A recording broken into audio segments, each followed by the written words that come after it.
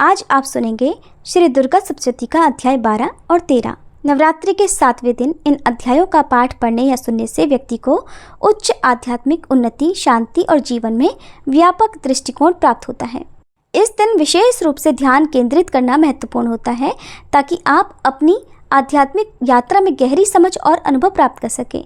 देवी की उपासना और श्री दुर्गा सप्तशती के पाठ से जीवन में शांति और संतुलन बनाने में सहायता मिलती है और ऐसा व्यक्ति अपनी आध्यात्मिक यात्रा में उन्नति करता है। पाठ करने से पहले अपने मन को शांत और एकाग्र करें। ध्यान और प्राणायाम के माध्यम से मानसिक स्थिति को स्थिर बनाएं, जिससे कि पाठ में ध्यान केंद्रित रहे। पाठ शुरू करने से पहले एक दृढ़ संकल्प लें कि आप इस पाठ को पूरी श्रद्धा और भक्ति के साथ करेंगे। देवी से प्रार्थना करें कि वे आपके जीवन में आध्यात्मिक उन्नति, शांति और संतुलन प्रदान करें। श्री दुर्गा सप्तशती 12वां अध्याय। देवी के चरित्रों के पाठ का महात्म्य। देवी बोली, हे देवताओं, जो पुरुष इन स्तोत्रों द्वारा एकाग्रचित्त होकर मेरी स्तुति करेगा, उसके संपूर्ण कष्टों को मैं निस्संदेह हर लूंगी। मधुकैटभ के नाश, महिषासुर के वध और शुंभ तथा निशुंभ के वध की जो मनुष्य कथा कहेंगे, मेरे महात्म्य को अष्टमी, चतुर्दशी और नवमी के दिन एकाग्रचित्त से भक्तिपूर्वक सुनेंगे, उनको कभी कोई पाप नहीं रहेगा। पाप से उत्पन्न हुई विपत्ति भी उनको नहीं सताएगी। उनके घर में दरिद्रता नहीं होगी और न उनको प्रियजनों का बिछोह ही होगा। उनको किसी प्रकार का कोई भय नहीं रहेगा। इसलिए प्रत्येक मनुष्य को भक्तिपूर्वक मेरे इस कल्याणकारक महात्म्य को सदा पढ़ना और सुनना चाहिए। मेरा यह महात्म्य महामारी से उत्पन्न हुए संपूर्ण उपद्रवों को और 3 प्रकार के उत्पातों को शांत कर देता है। जिस घर में, मंदिर में या जिस स्थान पर भी मेरा यह स्तोत्र विधि पूर्वक पढ़ा जाता है, उस स्थान का मैं कभी भी त्याग नहीं करती और वहाँ सदा ही मेरा निवास रहता है। बलिदान, पूजा, होम तथा महोत्सवों में मेरा यह चरित्र उच्चारण करना तथा सुनना चाहिए।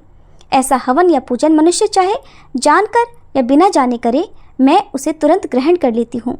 और शरद काल में प्रत्येक वर्ष जो महापूजा की जाती है, उनमें मनुष्य भक्तिपूर्वक मेरा यह महात्म्य सुनकर सब विपत्तियों से छूट जाता है और धन, धान्य तथा पुत्र आदि से संपन्न हो जाता है। और मेरे इस महात्म्य और कथाओं इत्यादि को सुनकर मनुष्य युद्ध में भी निर्भय हो जाता है और महात्म्य के श्रवण करने वालों के शत्रु नष्ट हो जाते हैं तथा कल्याण की प्राप्ति होती है और उनका कुल आनंदित हो जाता है। सब कष्ट शांत हो जाते हैं तथा भयंकर स्वप्न दिखाई देना और घरेलू दुख इत्यादि सब मिट जाते हैं। बाल ग्रहों में ग्रसित बालकों के लिए यह मेरा महात्म्य परम शांति देने वाला है। मनुष्यों में फूट पड़ने पर यह भली भांति मित्रता करवाने वाला है। मेरा यह महात्म्य मनुष्यों को मेरे जैसी सामर्थ्य की प्राप्ति करवाने वाला है। पशु, पुष्प, अर्घ्य, धूप, गंध, दीपक इत्यादि सामग्रियों द्वारा पूजन करने से, ब्राह्मणों को भोजन करा के, हवन करके, प्रतिदिन अभिषेक करके, नाना प्रकार के भोगों को अर्पण करके और प्रत्येक वर्ष दान इत्यादि करके जो मेरी आराधना की जाती है और उससे मैं जैसी प्रसन्न हो जाती हूँ, वैसे ही प्रसन्न मैं इस चरित्र के सुनने से भी हो जाती हूँ। ये महात्म्य श्रवण करने पर पापों को हर लेता है तथा आरोग्यता प्रदान करता है। मेरे प्रादुर्भाव का कीर्तन दुष्ट प्राणियों से रक्षा करने वाला है, युद्ध में दुष्ट दैत्यों का संहार करने वाला है। इसके सुनने से मनुष्य को शत्रुओं का भय नहीं रहता। हे देवताओं, तुमने जो स्तुति की है अथवा ब्रह्मा जी ने जो मेरी स्तुति की है, वह मनुष्यों को कल्याणमयी बुद्धि प्रदान करने वाली है।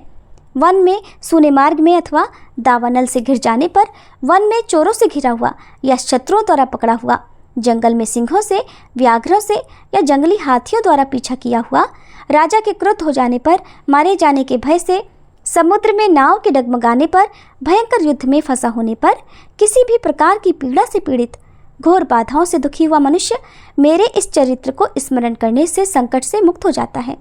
मेरे प्रभाव से सिंह, चोर या शत्रु इत्यादि दूर भाग जाते हैं। महर्षि मेधा ने कहा, प्रचंड पराक्रम वाली भगवती चंडिका यों कहने के पश्चात सब देवताओं के देखते ही देखते अंतर्ध्यान हो गईं और संपूर्ण देवता अपने शत्रुओं के मारे जाने पर पहले की तरह यज्ञ भाग का उपभोग करने लगे और उनको अपने अधिकार फिर से प्राप्त हो गए तथा युद्ध में देवताओं के शत्रुओं शुंभ और निशुंभ के देवी के हाथों मारे जाने पर बाकी बचे हुए राक्षस पाताल को चले गए। हे राजन, इस प्रकार भगवती अंबिका नित्य होती हुई भी बारंबार प्रकट होकर इस जगत का पालन करती हैं, इसको मोहित करती हैं, जन्म देती हैं और प्रार्थना करने पर समृद्धि प्रदान करती हैं। हे राजन, भगवती ही महाप्रलय के समय महामारी का रूप धारण करती हैं और वही संपूर्ण ब्रह्मांड में व्याप्त हैं। और वही भगवती समय समय पर महाकाली तथा महामारी का रूप बनाती हैं और स्वयं अजन्मा होती हुई भी सृष्टि के रूप में प्रकट होती हैं। वह सनातनी देवी प्राणियों का पालन करती हैं और वही मनुष्यों के अभ्युदय के समय घर में लक्ष्मी का रूप बनाकर स्थित हो जाती हैं तथा अभाव के समय दरिद्रता बनकर विनाश का कारण बन जाती है। पुष्प, धूप और गंध आदि से पूजन करके उसकी स्तुति करने से वह धन, धान्य और पुत्र देती है और धर्म में शुभ बुद्धि प्रदान करती है। 13वां अध्याय, राजा सुरथ और वैश्य को देवी का वरदान। महर्षि मेधा ने कहा, हे राजन, इस प्रकार देवी के उत्तम महात्म्य का वर्णन मैंने तुमको सुनाया। जगत को धारण करने वाली इस देवी का ऐसा ही प्रभाव है। वही देवी ज्ञान देने वाली है और भगवान विष्णु की इस माया के प्रभाव से तुम और यह वैश्य तथा अन्य विवेकी जन मोहित होते हैं और भविष्य में भी मोहित होंगे। हे राजन, तुम इसी परमेश्वरी की शरण में जाओ। यही भगवती आराधना करने पर मनुष्य को भोग, स्वर्ग तथा मोक्ष प्रदान करती है। मार्कंडेय जी ने कहा, महर्षि मेधा की ये बात सुनकर राजा सुरथ ने ऋषि को प्रणाम किया और राज्य के छिन जाने के कारण उसके मन में अत्यंत ग्लानि हुई और वह राजा तथा वैश्य तपस्या के लिए वन को चले गए और नदी के तट पर आसन लगाकर भगवती के दर्शनों के लिए तपस्या करने लगे। दोनों ने नदी के तट पर देवी की मूर्ति बनाई और पुष्प, धूप, दीप तथा हवन द्वारा उसका पूजन करने लगे। पहले उन्होंने आहार को कम कर दिया, फिर बिल्कुल निराहार रहकर भगवती में मन लगाकर एकाग्रता पूर्वक उसकी आराधना करने लगे। वह दोनों अपने शरीर के रक्त से देवी को बलि देते हुए 3 वर्ष तक लगातार भगवती की आराधना करते रहे। 3 वर्ष के पश्चात जगत का पालन करने वाली चंडिका ने उनको प्रत्यक्ष दर्शन देकर कहा, देवी बोली, हे राजन तथा अपने कुल को प्रसन्न करने वाले वैश्य, तुम जिस वर की इच्छा रखते हो वह मुझसे मांगो, वह वर मैं तुमको दूंगी, क्योंकि मैं तुम पर अत्यंत प्रसन्न हूँ। मार्कंडेय जी कहते हैं, ये सुनकर राजा ने अगले जन्म में नष्ट न होने वाला अखंड राज्य और इस जन्म में बलपूर्वक अपने शत्रुओं को नष्ट करने के पश्चात अपना पुनः राज्य प्राप्त करने के लिए भगवती से वरदान मांगा। और वैश्य ने भी, जिसका चित्त संसार की ओर से विरक्त हो चुका था, अतः भगवती से अपनी ममता तथा अहंकार रूप आसक्ति को नष्ट कर देने वाले ज्ञान को देने के लिए कहा। देवी ने कहा, हे राजन, तुम शीघ्र ही अपने शत्रुओं को मारकर पुनः अपना राज्य प्राप्त कर लोगे।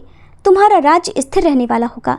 फिर मृत्यु के पश्चात आप सूर्यदेव के अंश से जन्म लेकर सावर्णिक मनु के नाम से इस पृथ्वी पर ख्याति को प्राप्त होगे। हे वैश्य, कुल में श्रेष्ठ, आपने जो मुझसे वर मांगा है वह मैं आपको देती हूँ। आपको मोक्ष देने वाले ज्ञान की प्राप्ति होगी। मार्कंडेय जी कहते हैं, इस प्रकार उन दोनों को मनोवांछित वर प्रदान कर और उनसे अपनी स्तुति सुनकर भगवती अंतर्ध्यान हो गई।